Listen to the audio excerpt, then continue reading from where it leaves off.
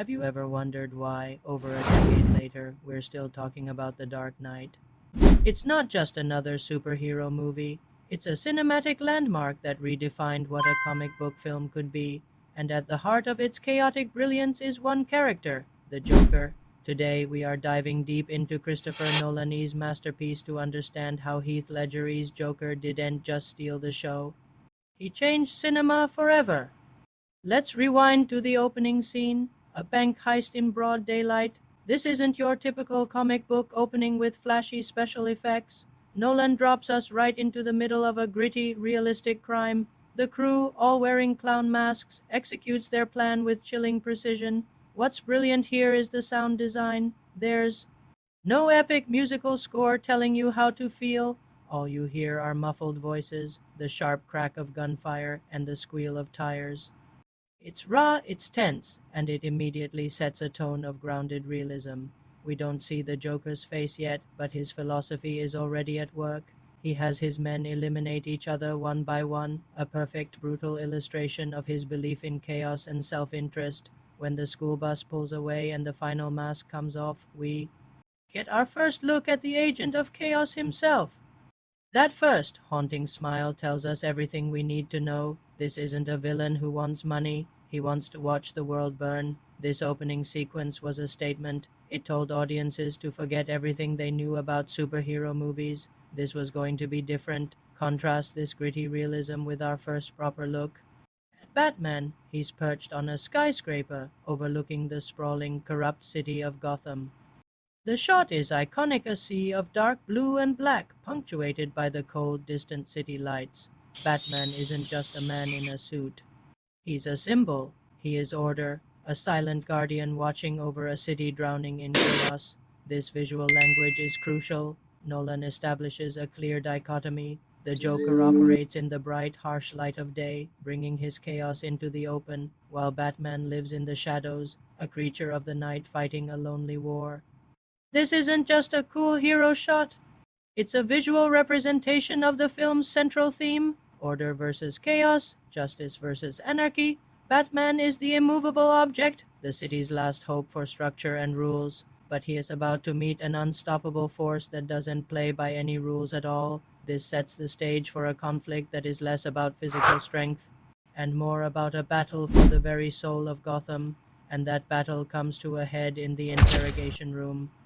This scene is arguably the heart of the entire film. It's pure psychological warfare, stripped of all action and spectacle. The lighting is key. The Joker is bathed in harsh, sterile white light, fully exposed, yet he is completely in control. He sits there, scarred smile and smeared makeup, and just waits. When Batman finally storms in, the dynamic is flipped. Batman, the symbol of power and intimidation, is the one who is losing his cool. The Joker, on the other hand, is calm, collected, and relentlessly chipping away at Batman's moral code. He's not afraid of physical pain. He laughs in the face of it. What he's doing is far more insidious. He's planting seeds of doubt, not just in Batman's mind, but in ours. You complete me, he tells Batman. It's a chilling revelation.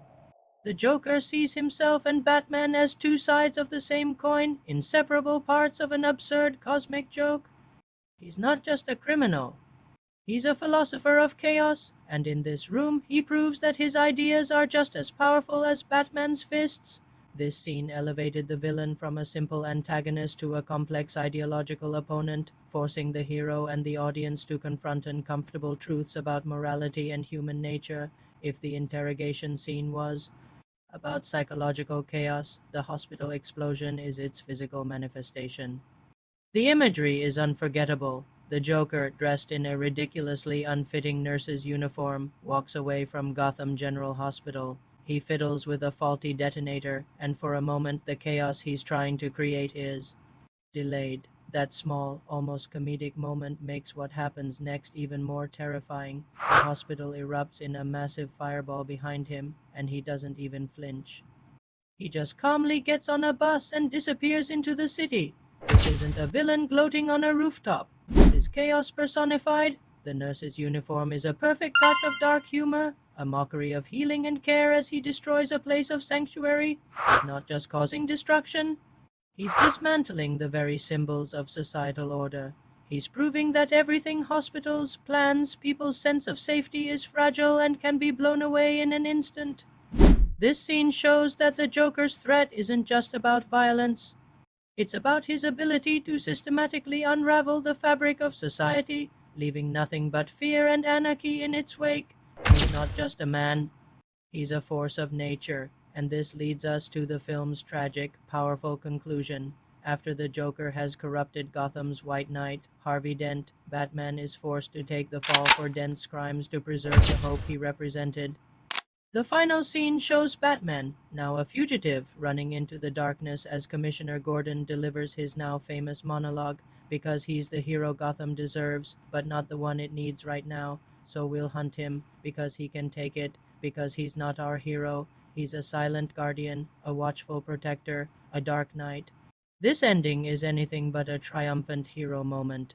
It's heartbreaking. Batman, who fought to uphold the law, becomes an outlaw.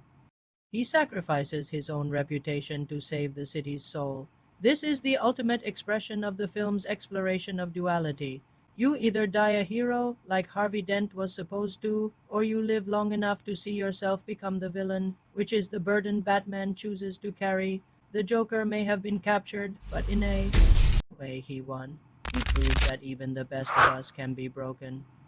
He forced Batman into an impossible choice and shattered Gotham's sense of black and white morality. So why did the Joker change cinema forever? Because he was more than a villain.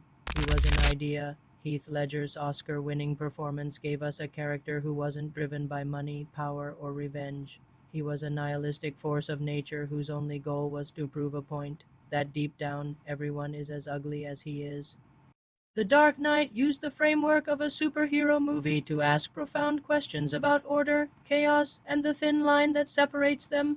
It proved that these films could be complex, mature, and philosophically challenging. The Joker wasn't just Batman's greatest foe. He was a mirror held up to society, and the reflection was terrifying. That's why, all these years later, we can't look away. Thank you so much for watching. What's your favorite scene from The Dark Knight? Let me know in the comments below. And if you enjoyed this deep dive, don't forget to hit that like button and subscribe for more content.